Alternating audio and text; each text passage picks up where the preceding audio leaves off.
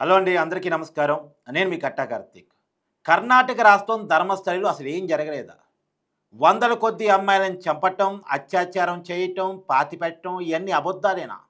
ఇవన్నీ ఎవరో క్రియేట్ చేసినటువంటి క్రియేషన్సా? ధర్మస్థలి టెంపుల్ మీద, హిందూ ధర్మం మీద జరిగిన కుట్రనా?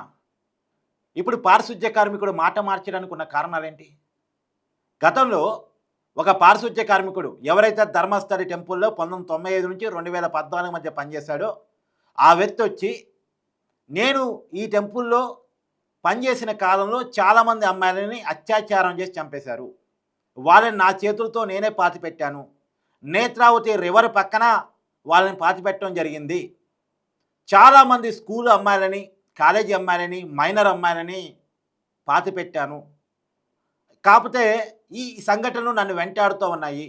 2014లో నా కుటుంబ సభ్యులారి మీద కూడా వేధింపులు జరగటం వల్ల, నా కుటుంబంతో కలిసి ఈ రాష్ట్రాన్ని వదిలేసి పారిపోయాను. ఒక భయంతో పారిపోయాను. ఆ రోజుల్లో నన్ను భయపెట్టి, బెదిరించి నా చేత ఈ పనులన్నీ చేపించారు. నా కుటుంబ సభ్యులారి మీద కూడా ఇదే వేధింపులు రావటం వల్ల, కుటుంబంతో కలిసి నేను పారిపోయాను. కానీ ఒక గిల్టీ నన్ను వెంటాడుతూ ఉంది. ఒక పాపం నన్ను వెంటాడుతా ఉంది. కాబట్టి ఇవాళ నేనొచ్చి మీ ముందు వాస్తవాలు చెప్తా ఉన్నాను" అని జూలై నెలలో కర్ణాటక పోలీసులని అప్పుడు పనిచేసిన పారిశుధ్య కార్మికుడు అప్రోచ్ కావటం వల్ల, ఆ న్యూస్ సెన్సేషన్ కావటం వల్ల పెద్ద ఎత్తున చర్చ జరిగింది. ప్రభుత్వం కూడా రియాక్ట్ అయింది. ఒక సిట్టు ఎంక్వైరీ చేయడం జరిగింది. కోర్టులో పిటిషన్లు పడ్డాయి. దీని మీద రకరకాల చర్చలు. ఒకవైపేమో బీజేపీ రాజకీయంగా దీన్ని తీసుకొని, ఇది హిందూ ధర్మమే జరుగుతున్న కుట్ర, ధర్మస్థలమే జరుగుతున్న కుట్ర, ఇది టెంపుల్ టౌన్ కదా, టెంపుల్ టౌన్ అనేటువంటి పేరుని ఆగం చేయాలని చెప్పేసి కొంతమంది ఈ పారిశుధ్య కార్మికుడి చేత ఇలా చెప్పిస్తున్నారు అనేటువంటిది బీజేపీ తీసుకుంది. ఏం చేయాలో చూడాలి కదా, ఏం జరిగిందో ఎంక్వైరీ చేయాలి కదా అని చెప్పేసి అక్కడ కాంగ్రెస్ ప్రభుత్వం దాని మీద సిట్టేసి ఎంక్వైరీని ముందుకు తీసుకెళ్ళింది. అక్కడ ఉన్న కమ్యూనిస్టులు ఇవన్నీ కూడా గతంలో జరిగిన అనేక సంఘటనలు ఉదాహరణగా తీసుకొచ్చారు.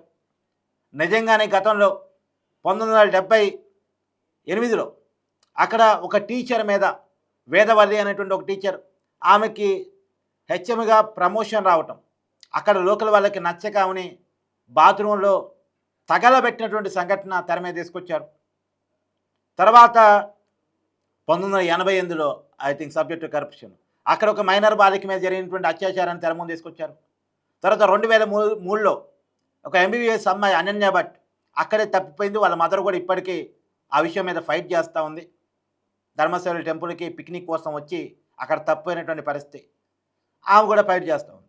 తర్వాత 2012లో జరిగినటువంటి అత్యాచారం, అదైతే అక్కడ లోకల్ పోలీస్ ఎంక్వైరీ చేశారు, సిఐడి ఎంక్వైరీ చేసింది, సిబిఐ కూడా ఎంక్వైరీ చేసింది. ఆ పాప మీద అత్యాచారం ఎవరు చేశారో తెలియదు. ఒక మైనర్ బాలిక కాలేజీకి వెళ్ళొస్తూ ఉంది. 16 ఏళ్ళ మైనర్ బాలిక కాలేజీకి వెళ్ళొస్తున్న క్రమంలో బస్ స్టాప్ దగ్గర దిగి ఇంటికి నడుచుకుంటూ రావాలి, నడుచుకుంటూ వస్తూ ఉంది. వాళ్ళ బాబాయ్ కూడా ఎదురయ్యాడు. ఆ పాపని పలకరించాడు, అంత బాగానే ఉంది. కానీ ఇంటికి రాలేదు ఆ పాప. మరి ఎక్కడికి వెళ్ళింది? తర్వాత ఆ అమ్మాయిని ఆ రోజు చాలాసేపు ఎతికారు. ఆ లోకల్ వాళ్ళంతా కొన్ని వందల మంది ఎతికారు, దొరకలేదు. కానీ తర్వాత రోజు మాత్రం ఆమె శవమై నేత్రావతి రివర్ పక్కన కనిపించింది. ఈ సంఘటన ఉండటం వల్ల, అంటే ఇప్పటివరకు సిబిఐ ఎంక్వైరీ చేసినా సరే ఆ పాప మీద అత్యాచారం చేసింది ఎవరో అనేది కనిపెట్టలేదు. ఇదో సంక్షేషణ కేసు. ఇలాంటి కేసులు ఉండటం వల్ల ఆ పారిశుధ్య కార్మికుడు చెప్పినటువంటి వాటికి బలం వచ్చింది. నిజంగానే ఆ టెంపుల్ దగ్గరలో, ఆ పరిసర ప్రాంతాల్లో ఏదో జరిగింది అని చర్చ జరిగింది. తర్వాత ఒక ట్రస్ట్ వాళ్ళు ఆర్టీఏ పిటిషన్ పెడితే అక్కడ పెద్ద ఎత్తున మిస్సింగ్ కేసులు ఉన్నాయి. అందులో అమ్మాయిల మిస్సింగ్ కేసులు కూడా చాలా పెద్ద ఎత్తున ఉన్నాయి అనేది బయటకు వచ్చిన తర్వాత అసలు ఏం జరిగింది అనేది బయటికి తీయాలనే డిమాండ్ దేశవ్యాప్తంగా పెరిగాయి. పోలీసులు కూడా చిత్తశుద్ధితోటి ఇతను ఎక్కడైతే చెప్పాడో అక్కడ మొత్తం తవ్వకాలు చేశారు. దాదాపు 13 స్పాట్లలో తవ్వకాలు జరిపారు. పెద్దగా అడపాదడపా దొరికాయి, కొన్ని ఎముకలు దొరికాయి. తర్వాత ఒక చీర ఒక చోట దొరికింది, ఒక చోట లేడీస్ ధరించే జాకెట్ దొరికింది, ఓ పాన్ కార్డు, తర్వాత ఇక ఇలా ఏటీఎం కార్డు దొరికినాయి. ఇవన్నీ ఎంక్వైరీ చేశారు. ఈ చీర ఎవరిది, ఈ జాకెట్ ఎవరిది, ఈ పాన్ కార్డ్ ఎవరిది, ఏటీఎం ఎవరిది అన్నీ ఎంక్వైరీ చేశారు.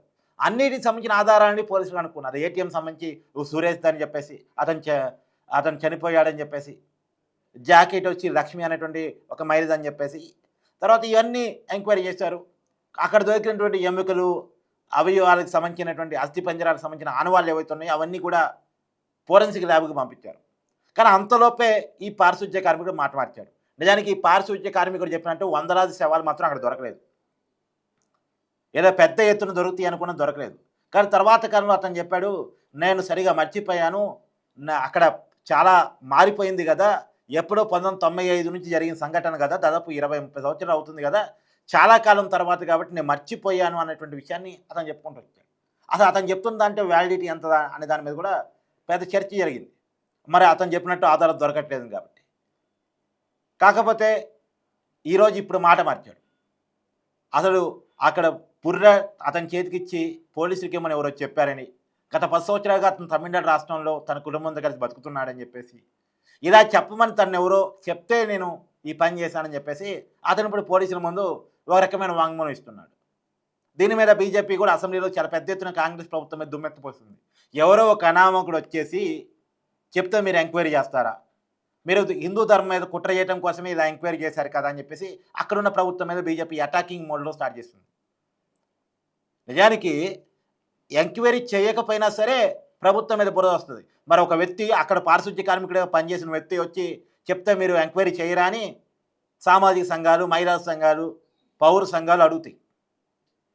చేస్తే ఇప్పుడు బీజేపీ వాళ్ళు హిందూ ధర్మం మీద కుట్రని వాళ్ళ రాజకీయం వాళ్ళు చేస్తూ ఉన్నారు.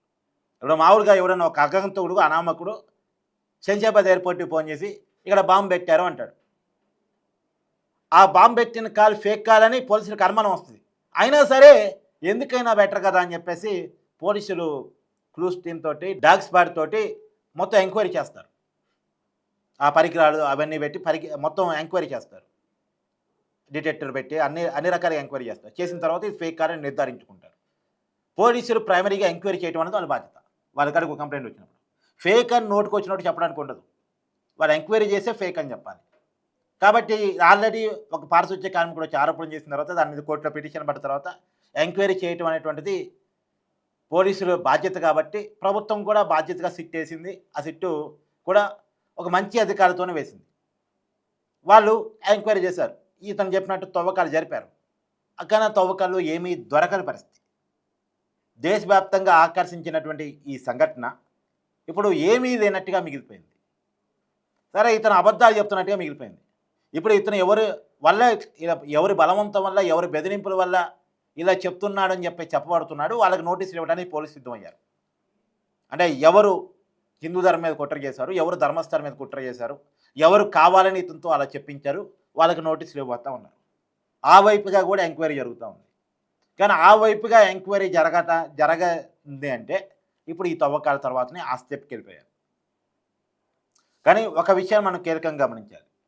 సరే, నిజంగానే అతని చేత ఎవరైనా బెదిరించి అలా చెప్పించవచ్చు కాక, అతను చెప్పినవన్నీ అబద్ధాలు కావచ్చు కాక, వందల మంది అమ్మాయిల మీద అత్యాచారం జరగటం, చంపటం, పాతి పెట్టడం ఇవన్నీ అబద్ధాలే కావచ్చు కాక. ఎందుకంటే ఆధారాలు లేవు కాబట్టి అబద్ధాలనే చెప్పాలి. కానీ పోలీసులు ఆర్టీఐలు వచ్చిన మిస్సింగ్ కేసుల పరిస్థితి ఏంది? వేదవల్లి టీచర్ పరిస్థితి ఏంది? 1980 దశకంలో జరిగినటువంటి మైనర్ అత్యాచారం పరిస్థితి ఏందో కమ్యూనిస్టు నాయకుడు కూతురు ఆవిడ. 2003లో అనన్య భట్ ఎంబీబీఎస్ అమ్మాయి పరిస్థితి ఏంది? వాళ్ళ మదర్ సుజాత భట్ ఇప్పటికీ ఫైట్ చేస్తున్నారు కదా. 2012లో ఒక మైనర్ బాలిక పేరుతో సహా సోషల్ మీడియాలో ఉంది. కాకపోతే మైనర్ బాలిక కాబట్టి నేను పేరు చెప్పడానికి కొద్దిగా వెనక ముందు ఆడుతున్నాను. అది పెద్ద కేసు, సెన్సేషన్ కేసు. మరి ఆ కేసు పరిస్థితి ఏంది? ఇవైతే నిజాలేగా. నిజానికి 2012 మైనర్ బాలిక అత్యంత దారుణమైన పరిస్థితిలో నేత్రావతి రివర్ పక్కన దొరికింది. ఇది అందరూ చూసిన విషయమే. ఆ బాడీ మొత్తం బట్టలు లేకుండాట ప్రైవేట్ పార్ట్స్లో ఇసుక పోసి అత్యంత దారుణమైన పరిస్థితిలో దొరికింది. మరి ఈ సంఘటనకు సమాధానం ఎవరు చెప్తారు? ఎవరికి చెప్పగలరు? ఈ కుటుంబాలకు న్యాయం జరగాలి. ఈ 4 సంఘటనలు అయితే చర్చలో ఉన్నమాట వాస్తవమే కదా. పోలీసులు అఫీషియల్‌గా ఇచ్చిన ఆర్‌టీఏ ఉంది గదా! మరి ఈ మిస్సింగ్ కేసులు గాని, లేతే ఆ మిస్సింగ్ కేసులు కూడా వదిలేస్తే ఈ 4 సంఘటనలు గాని సమాధానం దొరికిద్దా లేదా? ఇక సమాధానం దొరికే అవకాశమే లేదు అని అర్థమవుతుంది. ఇవి కాళ్ళ గర్భంలో కలిసిపోయాయి. నేత్రావతి రివర్ గర్భంలో కలిసిపోయాయి. మరి ఇక ఈ పాపలను చంపిందెవరో ఆ నేత్రావతి రివర్‌కి తెలియాలి. లేదు ఆకాశానికి, ప్రకృతికే తెలియాలి. అక్కడ ఉన్నటువంటి అడవులకి తెలియాలి. అంతే తప్ప ఇక ఎవరికీ ఆ నిజం తెలిసే అవకాశమే లేదు అనేటువంటిది మాత్రం చాలా క్లియర్. ఇప్పటికి ఆ పారిశుధ్య కార్మికుల మీద కూడా కేసు నమోదు చేయబోతున్నట్టు తెలుస్తోంది.